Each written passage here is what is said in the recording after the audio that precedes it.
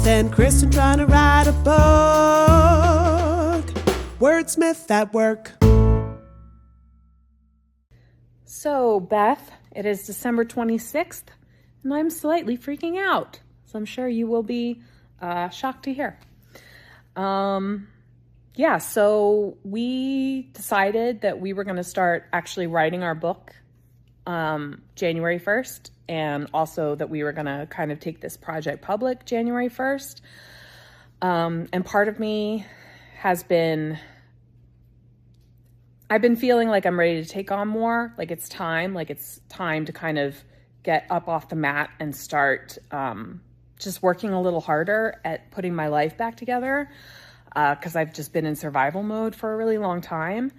And I think I've had this vision, this expectation that somehow just the changing of 2025 to 2026 was going to help me turn that page, and that I'd be able to kind of hit the ground running in January and hopefully just feel like a creative person, like a productive member of society, just kind of more like myself again, come January. And I've been looking forward to that, and, feeling like that energy build. But then I got your notes on the 14th, on the last pass of our synopsis, and I read them and I was really excited about them. I thought you had some really cool ideas that really sparked some things for me, and I was excited to sit down and kind of get into it. And then I just didn't. I don't know what happened, but I've just been feeling really shitty for the last week and a half, and I just haven't really been able to bring myself to do it. And that just makes me so scared that nothing's going to magically change on January 1st, and that I'm not going to be able to do this. And that I'm going to fail really publicly, fail you, fail myself. And I'm really scared about that, because I don't know what to do. I don't know how to make myself sit down and work when I feel like this, but I know that I have to, because, not avoiding the things that have felt hard, or not even hard, impossible, has not made me feel any better. If anything, it might make me feel slightly better in the moment to be like, fuck this, I'm not going to do this work. I'm just going to sit here and sit on my couch all day and watch Vanderpump Rules. Does that make me feel better in the moment? Yes. Does it make me feel better in the long run? Doesn't seem to. I could continue to experiment, but I've got a fair amount of data now that tells me that no, that does not make me feel better. So I knew I need to just sit down and push through. And not run from my fear that this is going to defeat me, but actually sit there and sit in my fear, be afraid, do it anyway, and give myself grace, but also some tough love. So I know that's what I need to do, but I haven't been able to do it yet. And I'm afraid that I'm not going to be able to do it magically come January. But we'll see. Maybe I will. Maybe I'm wrong. Maybe there is January magic.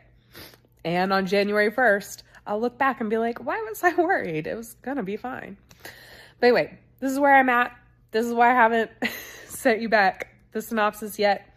But I do really like the ideas you came up with, and they have given me some ideas too. I just need to sit my ass in the fucking chair and get it done.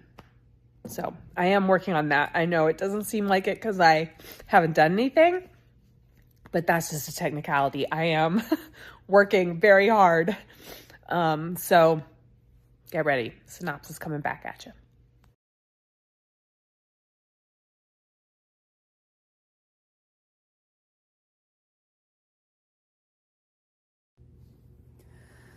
Okay, quick update from me and Milo.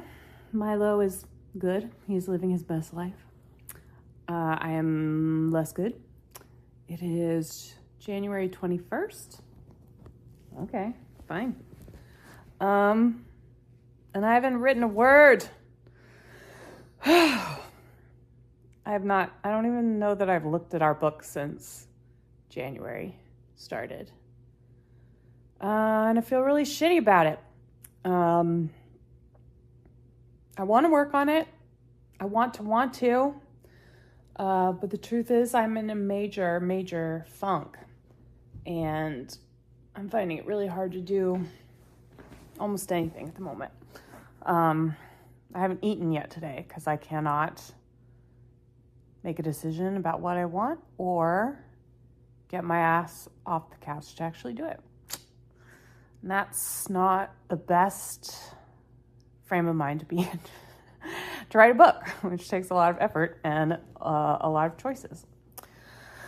So what keeps happening is Beth has, done her work and sent it to me for me to do my work, and I cannot find the energy or motivation to do it, which makes me feel bad and guilty. So I stop even thinking about it because I don't want to feel bad and guilty. And then I talked to Beth and I remember, oh fuck, right, it's my turn to work on the book. And I promised her that I will, and then I don't. And it's just a vicious cycle of guilt and lack of motivation and just fear, panic in my brain. And Beth is being extremely cool about things. Beth is not inflicting any of this guilt upon me. She's being very encouraging and very laid back about the whole situation, which is great. I appreciate that from her. But it's just, it's a total internal struggle. And I don't really know what to do about it. Not to brag, but look who's off the couch. Ooh. Yes, I'm at one of my many other jobs. If you live in Western New York and you like to laugh, come to the Buffalo Improv House. But yeah, I just wanted to check in real quick and kind of give you an update on where I've been. Obviously, I've been bad, and that's been a struggle. Let's see, what is it now? It's January 23rd. And I have made some forward progress. I finally looked at the document that Beth sent back to me with some notes she had made about our plot. And she basically went and figured out almost everything. And I like it all. It's great. So yeah, it ended up being not as scary to look at as I thought it would. I don't know why it took me so many weeks to even put my eyes on the document, but it did, and whatever, we're past that now. One thing that is hilarious is that the plot is shaping up through Beth's own efforts to be very much like a television show that I love and have tried to get Beth to watch many times. And suddenly she's coming up with all these plot points, and I'm like, did you watch that show behind my back and now you're trying to rip it off? But she didn't. She just has a brilliant mind.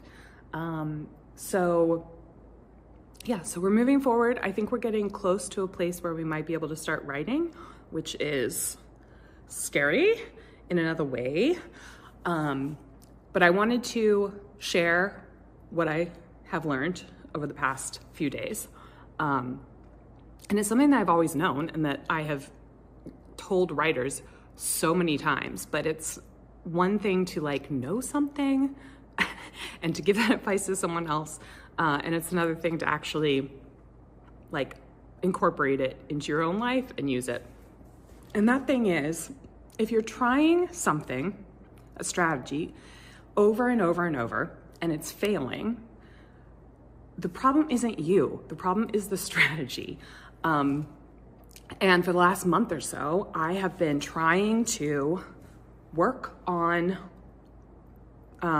this plot for our book on my own, in my own time, by myself, And the truth is, I just am so out of that habit, and my ability to motivate myself is so low right now that it's just not an effective way for me to work.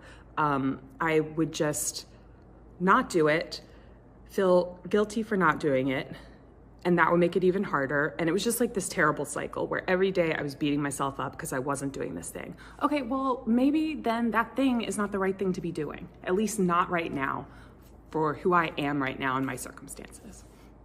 So one thing that I learned, thanks to my therapist actually, she was like, you always show up for our appointments. And I was like, well, yeah, I mean, if I make a appointment, I'm gonna show up to it. And she was like, maybe that's something you can use. Okay, yeah, smart. So Beth and I have long run this thing called Word Lab, where we have Zoom meetings twice a week where people can come in and write and have accountability and camaraderie, and it's just an appointment to write. And that's what I need, is an appointment and to not be doing it on my own, because those two things have been stymieing me for the last month. So I'm going to just go to Word Lab on Sunday and brainstorm and work with Beth. And hopefully that will help kind of get me out of this rut that I've been in, where I'm just working on my own, or trying to work on my own and failing, and just digging a deeper and deeper hole of guilt and shame and procrastination and all those unpleasant things that are not motivating. They're actually demotivating. So what I was doing was not only not working, it was making it harder every single time I tried to do it. So I'm gonna stop doing that. Amazing, right? So the plan now is to make appointments with Beth to work, at least until I can get to a place where I feel the confidence or the motivation or the whatever to do it on my own. And Beth has been very cool about that, which is great. Another thing that I realized I have some fear around is we were supposed to start posting these videos weeks ago. And part of why we haven't is because Beth is super busy. And I think part of it is I haven't been pushing for it because I'm scared that no one's going to watch these and that no one's going to care. And normally that wouldn't be such a big deal. But with my writing career, I've felt a lot like I'm just pouring myself and my work and my passion or whatever, out into the world and getting nothing in return, just throwing all my effort out into a void.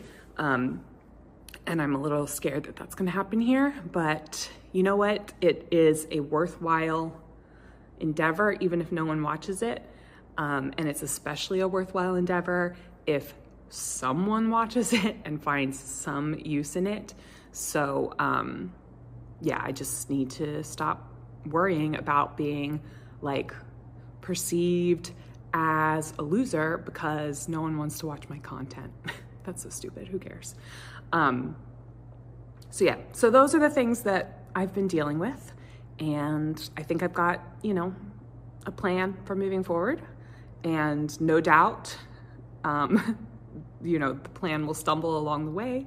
But part of writing, I really feel, is just adjusting in the moment, seeing what's working, what's not, and being willing to try something else.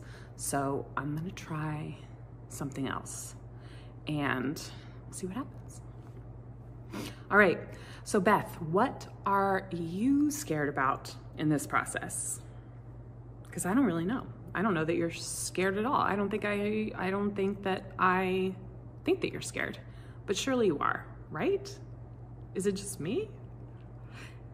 Okay, anyway, yeah, Beth, tell me, how are you feeling about this process? How are you feeling about the idea of our videos going public? And also, how are you feeling about dealing with a partner who is such a head case? And how is that impacting your process? And how is that different from the process of collaborating with a non-head case. I am curious about these things. Let me know.